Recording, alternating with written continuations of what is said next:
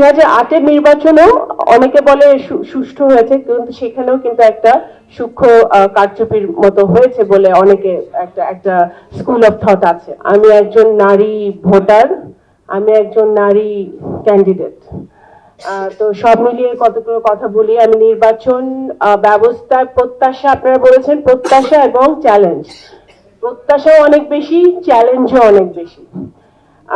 কারণ প্রথম কথা হচ্ছে যে এখানে অনেকেই অনেক রাজনৈতিক দলের নেতারা বক্তব্য দিয়ে গেছেন। গত 17 বছরে আমার মনে হয় যে নির্বাচন ব্যবস্থাটাকে যেভাবে ধ্বংস করা হয়েছে, যারা নির্বাচন পরিচালনা করে তারাও ভুলে গেছে যে স্বচ্ছ সুষ্ঠু নির্বাচন কিভাবে হতে পারে, এবং যারা ভোট দেয়, যারা ভোটার এবং রাজনৈতিক দলগুলোও মনে হয় আজকে ভুলে গেছে যে একটা সুষ্ঠু নির্বাচন আয়োজন করার জন্য বা সুষ্ঠু নির্বাচন করার জন্য কি কি এলিমেন্ট গুলো থাকার প্রয়োজন। It's not only the day of the election, it's the whole process. যখন থেকে স্কেডিউলটা ঘোষণা হয় তারপর থেকে ক্যান্ডিডেট বাছাই থেকে শুরু করে নির্বাচন পরবর্তী পর্যন্ত এই পুরো সময়টা কিন্তু অত্যন্ত গুরুত্বপূর্ণ। ওয়ালটন এখন দেশের সীমানা পেরিয়ে পৌঁছে গিয়েছে 50টিরও বেশি দেশে। ওয়ালটন, ঘরে ঘরে বিশ্বজুড়ে। আমার কাছে মনে হয় যে একটা নির্বাচন, এই ইন্টারিম সরকার এবং নির্বাচন কমিশন দুইজনই বলছেন যে তারা তৈরি নির্বাচনের জন্য, কিন্তু মাঠ পর্যায়ে দেখুন, আমি 2008-এ আমি একজন প্রার্থী ছিলাম, 2014-তে বিএনপি নির্বাচনে যায় নাই, 2018 সালে আমি একজন প্রার্থী ছিলাম। আমি দেখেছি যে কিভাবে মাঠ পর্যায়ে ডিসি, এসপি, ওসি কে ব্যবহার করে নির্বাচনকে কুক্ষিগত করা হয়, কিভাবে ভয় ভীতি দেখিয়ে ক্যান্ডিডেটকে মার দেওয়া হয়, কিভাবে ক্যান্ডিডেটের যারা ক্যাম্পেইন করে, যারা সমর্থক, যারা কর্মী, তাদেরকে কিভাবে বিনা দোষে বিনা বিচারে তাদেরকে গ্রেফতার করা হয়, এটা আমরা দেখে আসছি।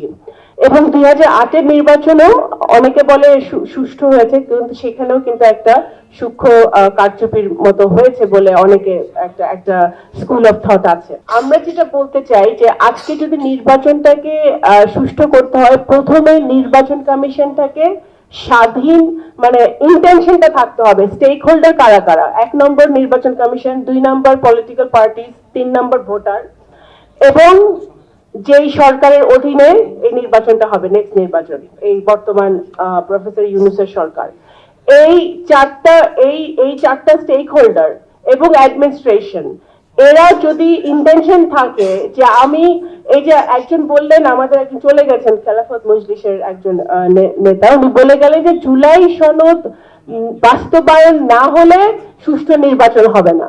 ভাই, আমি আপনাদেরকে বলে দিতে পারি, আপনারা সব বাস্তবায়ন করলেন, ঐক্যমত কমিশনে ধরে নেন যে সবাই সবকিছুতে একমত, তারপরেও নির্বাচন ঠিক মতো হবে না বা হওয়ার শঙ্কা থাকবে যদি যারা স্টেক হোল্ডারদের যদি ইন্টেনশন থাকে উল্টাপাল্টা করা। এটা অবশ্যই হবে, কারণ ডাকসু নির্বাচনে অনেকে কথা বলেছেন। ডাকসু নির্বাচনে আমি একটা কথা বলতে চাই, আমি হার জিত নিয়ে কথা বলতে চাই না, কোন দল জিতেছে কোন দল হয়েছে এটা না।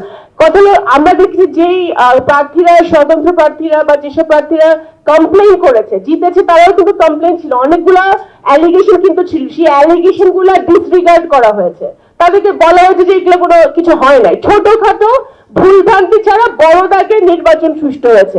ভাই, ছোটখাটো ভুলভ্রান্তি যখন হয় তখনই বড় দাগে ওইটা এফেক্টটা পড়ে, তখনই একটা ক্যান্ডিডেটের হার জিত নির্ভর করে যখন ছোটখাটো ভুলভ্রান্তি গুলাকে ডিসরিগার্ড করা হয়, তাদের ওগুলাকে দেখা হয় না। তো সেই নির্বাচন কমিশনের সেই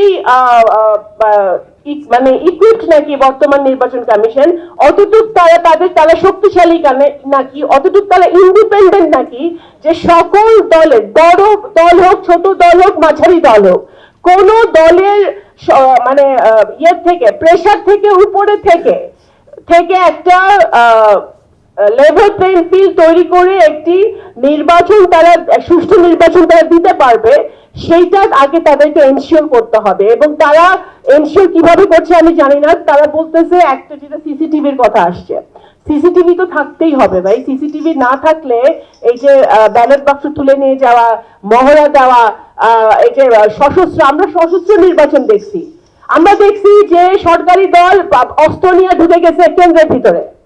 তো এগুলা আপনারা কিভাবে ট্যাকেল দিবেন? তারপরে নির্বাচন কমিশন যদি বিকাল 4টার সময় বলে যে বড় দাগে নির্বাচন সুষ্ঠু হয়েছে, তাহলে সেই নির্বাচন তো যে প্রার্থী আর আমরা যারা নারী প্রার্থী ভাই, আমাদের জন্য ইটস ভেরি ডিফিকাল্ট।